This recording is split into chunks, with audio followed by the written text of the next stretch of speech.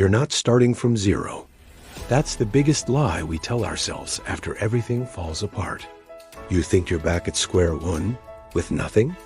Stick with me, and I'll show you why that's impossible. We're going to dismantle this myth together, and by the end, you'll see the truth of what you really have. The phone slips from your hand. Or maybe it's an email, a letter, a single sentence spoken across a table that shatters the world you knew. The sound in your ears isn't a scream, it's a deafening silence. Everything freezes. The project you poured your soul into, gone. The relationship that defined your world, over. The company you built from scratch, bankrupt. The air leaves your lungs, and the room tilts. You see the floor coming up to meet you, or maybe you're just staring into space, seeing nothing. This is it, the moment of impact, the end. Remember just a few months ago? The late nights fueled by coffee and sheer willpower. The whiteboard covered in sprawling diagrams, every line a testament to your hope. You remember the conversations, the promises made, the shared laughter that echoed with certainty. You mapped out every step, calculated every risk, or so you thought. You saw the future so clearly, a shining city on a hill you were building with your own two hands. You sacrificed weekends, skipped birthdays, poured every ounce of your energy, your money, your heart into this one singular dream. It wasn't just a goal. It was your identity. It was the story you told yourself about who you were and who you were going to be. And you believed it. God, you believed it. Now you're in the abyss. The days blur into a grayscale mess. Sleep is a stranger, or a cruel visitor who brings only nightmares. Getting out of bed feels like lifting a mountain. Your reflection is a ghost, with hollow eyes that accuse you. Every corner of your home holds a memory that stings like a fresh wound. The congratulations of friends now feel like bitter irony. The world outside seems to be moving on, laughing, succeeding, completely oblivious to the black hole that has swallowed your universe. You scroll through social media, a self-inflicted torture, watching highlight reels that only amplify your own failure. Shame is a constant companion, whispering that you weren't good enough, smart enough, strong enough. Despair is a heavy blanket, suffocating any spark of what used to be you. You ask yourself, what was it all for? Was any of it real? Then, one morning, something shifts. A sliver of sunlight cuts through the blinds, and for the first time in weeks, you don't just see it, you feel its warmth on your skin. Or maybe a friend texts you, not with pity, but with a stupid meme that makes you exhale a tiny, surprising laugh. It's nothing. It's everything.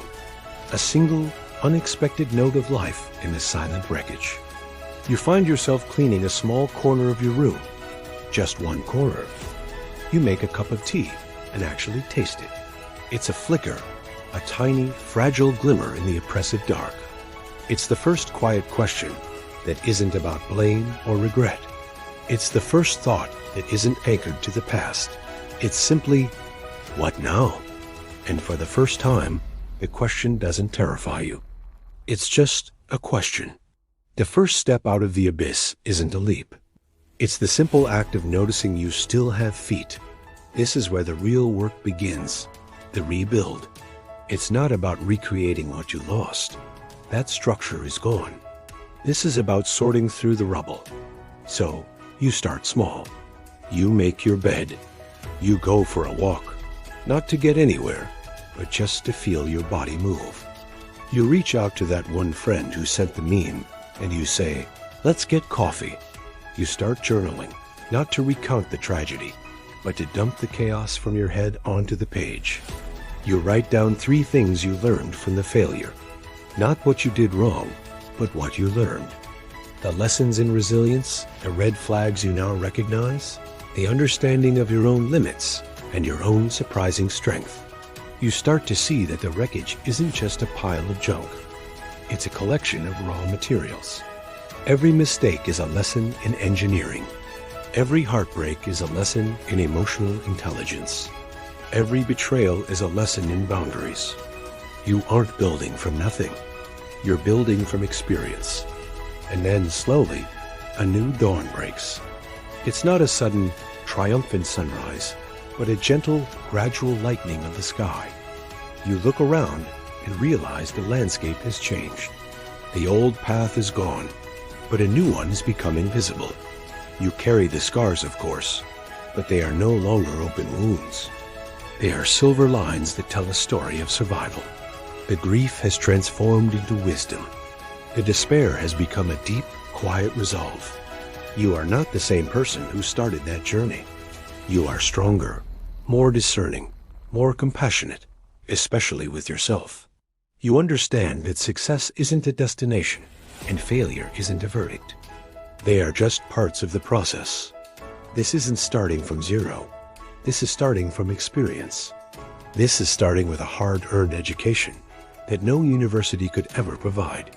You lost something, yes, but look at what you found. You found your own resilience. You found the people who stand by you in the storm. You found the core of who you are when all the external labels are stripped away. You are not back at the beginning. You are at a new beginning, armed with the invaluable wisdom of your past. That's your treasure. That's your head start. If this story resonated with you, if you've ever felt like you are back at square one, hit that like button and subscribe.